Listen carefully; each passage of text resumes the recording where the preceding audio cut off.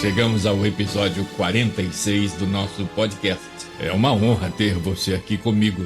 Não se esqueça de fazer o download dos episódios anteriores e, se puder, continue compartilhando. Por certo, você está abençoando vidas. Peço que você tenha a sua Bíblia à mão para registrar as referências acessórias que serão extremamente úteis para um melhor conhecimento do nosso tema de hoje, que é Esmirna está bem aí, exalando o perfume da rosa de Saron, com base na carta, a segunda, enviada à igreja de Esmirna, como registrado em Apocalipse 2, de 8 a 11, que eu leio para você. E ao anjo da igreja que está em Esmirna, escreve: isto diz o primeiro e o último, que foi morto e reviveu. Eu sei as tuas obras, e tribulação e pobreza, mas tu és rico, e a blasfêmia dos que se dizem judeus e não o são, mas são a sinagoga de Satanás. Nada temas das coisas que hás de padecer.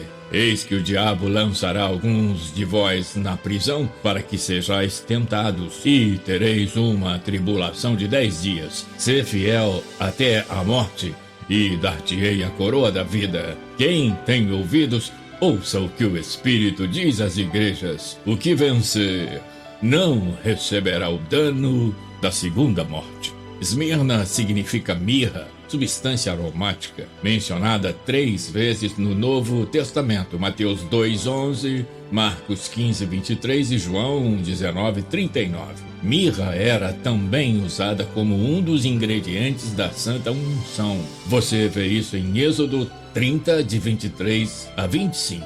O Dr. Seis comenta: o nome Esmirna descreve bem a igreja perseguida até a morte, embalsamada nos perfumes prévios de seu sofrimento. Foi a igreja da mirra ou amargura. Entretanto, foi agradável e preciosa ao Senhor.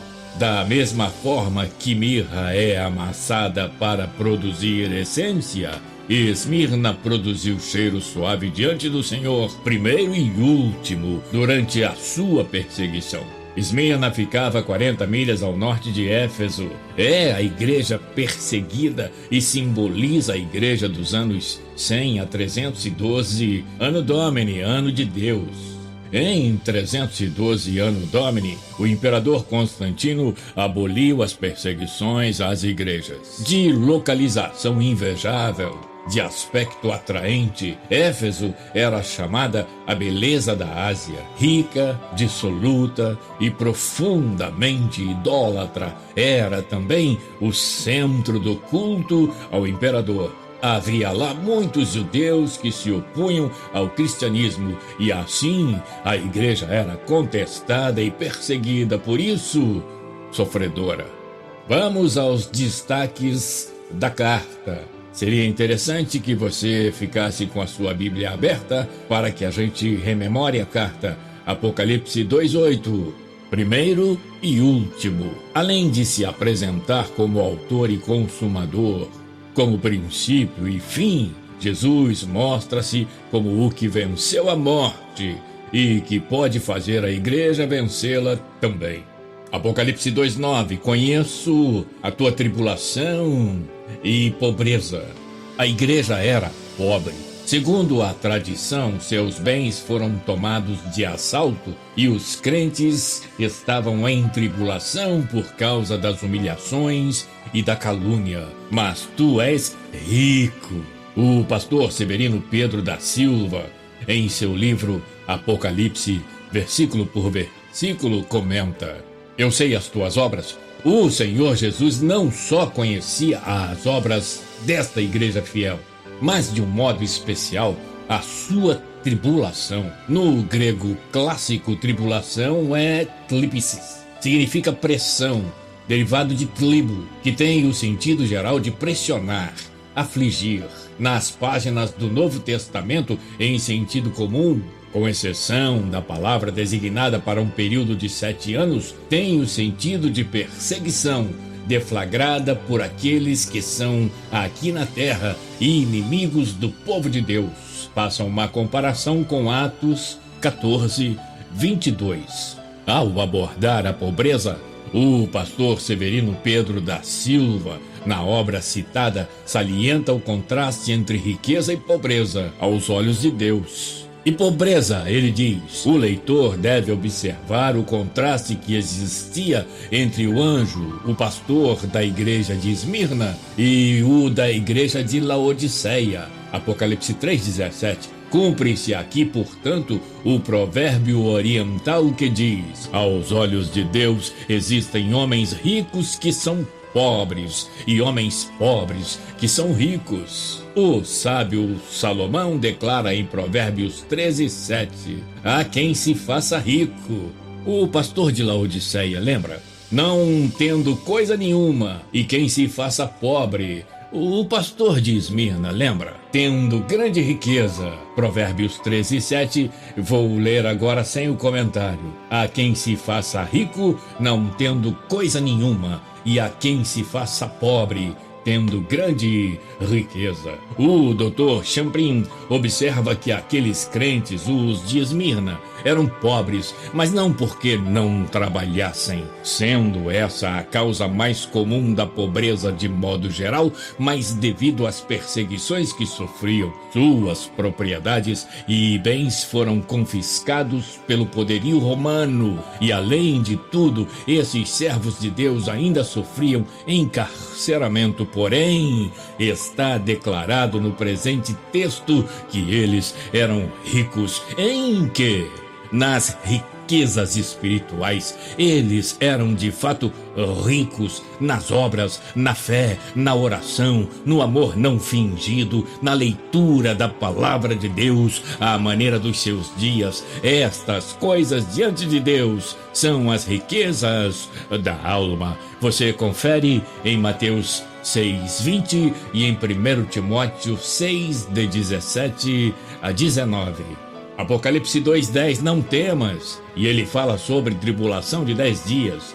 Os 10 dias podem representar 10 tentativas de destruição da igreja por parte dos imperadores. 10 pode significar também que Deus há de colocar um limite e um fim ao sofrimento. Para você lembrar, as 10 perseguições até Esmirna podem ser relacionadas como segue: Nero, de 64 a 68, estamos falando de Anno Domini, ano de Deus. Domiciano, de 90 a 95, Trajano, de 104 a 117, Aurélio, de 161 a 160, Severo, de 200 a 211, Máximo, de 235 a 237, Décio, de 250 a 253, Valério, 257 a 260, Aureliano, 270 a 275 e Diocleciano, de 303 a 312. Esses imperadores moveram tremendas perseguições às igrejas. A perseguição de Diocleciano durou 10 anos.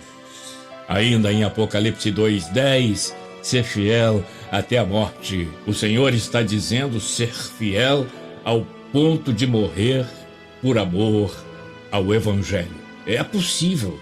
Cristo o foi. Estevão, Antipas e muitos outros foram fiéis até morrer pelo amor de Cristo, pelo amor a Cristo. Aliás, a demonstração de doce fidelidade de Estevão nos mostra o quanto é possível perfumar o sofrimento com a paz indizível que vem de Deus. Você lembra? Ali cercado, ali ouvindo gritos, as pessoas batendo nos peitos, gritando com Estevão, e ele olhou para o céu e disse: eu vejo a glória de Deus, eu vejo o Filho de Deus de pé.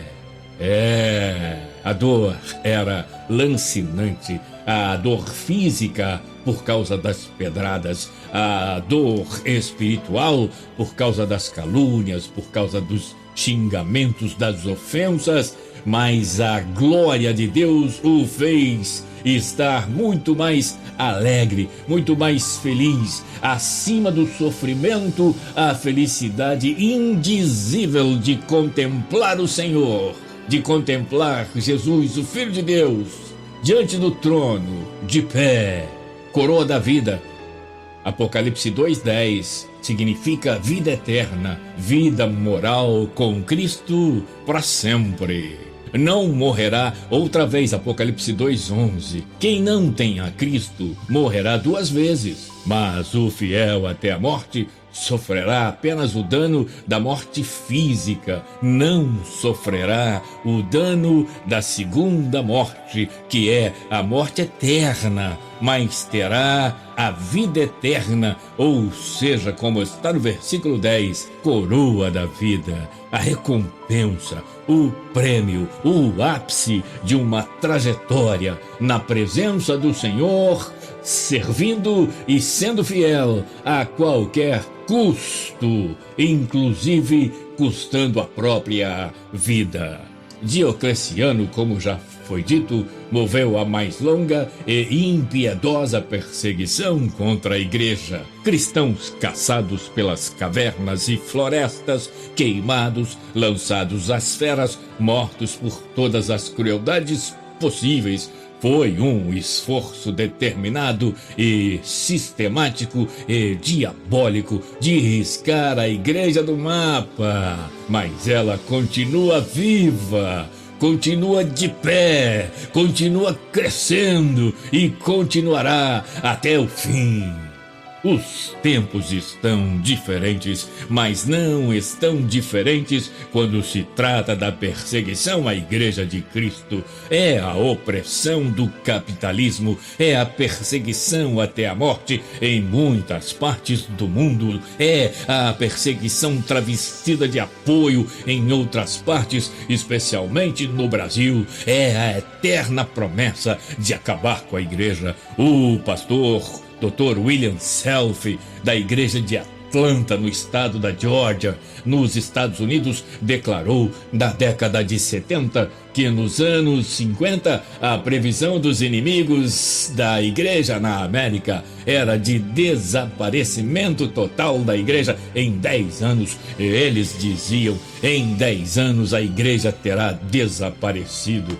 Eles, demonstrando uma falsa preocupação, diziam: o que está matando a igreja é a liturgia, é a organização, é a teologia, é a tradição. Mas um alemão chamado Killick declarou de modo sábio: não é a igreja que está morrendo, são alguns crentes, alguns líderes, alguns púlpitos. É isso mesmo. Quer saber? A despeito disso tudo, estamos em 2021 e a igreja continua viva, crescendo, fazendo crescer, espalhando a poderosa palavra de salvação, salgando, iluminando, perfumando vidas. É isso. E Esmirna está aí, apesar de perseguida, sufocada, exprimida, sofredora, confiante, esperançosa, sorridente, adoradora, na força da torção da moenda, exala o perfume da rosa de Saron, como a repetir sem palavras o extraordinário argumento de Jó 19:25. Porque eu sei que o meu Redentor vive e que por fim se levantará sobre a terra. Levaram mirra para homenagear o Redentor em seu nascimento, o que figuradamente perfumou a sua trajetória na terra. Ao voltar, ele dará uma forte aspirada. Identificará o perfume, a mirra, Esmirna, pelo seu olor e a levará para si. Doces lembranças, grande amor, Deus maior, salvação eterna. Por derradeiro, destacamos a expressão: quem tem ouvidos, ouça o que o Espírito diz às igrejas. Apocalipse 2:11. Quem tem ouvidos, ouça o que o Espírito diz às igrejas: o que vencer não receberá o dano da segunda morte. Mais uma vez, recorro ao querido pastor Severino Pedro da Silva em sua obra Apocalipse, versículo por versículo. Quem tem ouvidos, ouça. Ora, diz o pastor Severino Pedro da Silva, por nada menos de 7 vezes nos evangelhos e por 8 vezes neste livro do Apocalipse, 7 vezes para essas igrejas, reboa aquela chamada vital, aberta e particular, para quem quiser ter ouvidos abertos. Quem tem ouvidos, ouça. O missionário Orlando Boyer, prossegue o pastor Severino Pedro da Silva, diz que Cristo glorificado apresenta-se às 7 igrejas em símbolos, partido e distribuído conforme as suas necessidades. Para a igreja ortodoxa e sempre em Éfeso, Cristo é aquele que tem as 7 igrejas na destra, isto é, que lhe sustenta a obra. Apocalipse 1, 20 e 21. A igreja atribulada em Esmirna, na véspera do tempo de martírio, Jesus apresenta-se como aquele que havia experimentado a perseguição até a morte e havia vencido. Apocalipse 1, 17 e 18 e Apocalipse 2, 8. A igreja descuidada de Pérgamo, Cristo glorificado é quem maneja a espada, dividindo a igreja do mundo. Apocalipse 1, 16 e Apocalipse 2, 12. Para a igreja que declinava Tiatira, Cristo é juiz com olhos como chama de fogo. Apocalipse 1, 14 e Apocalipse 2, 18. E para a igreja morta, Sardes, Jesus tem os 7 Espíritos de Deus e pode ressuscitar os crentes da morte para a vida. Apocalipse 3, 1. A igreja missionária, Filadélfia, Cristo é quem quer abrir a porta da evangelização. Apocalipse 3, 7.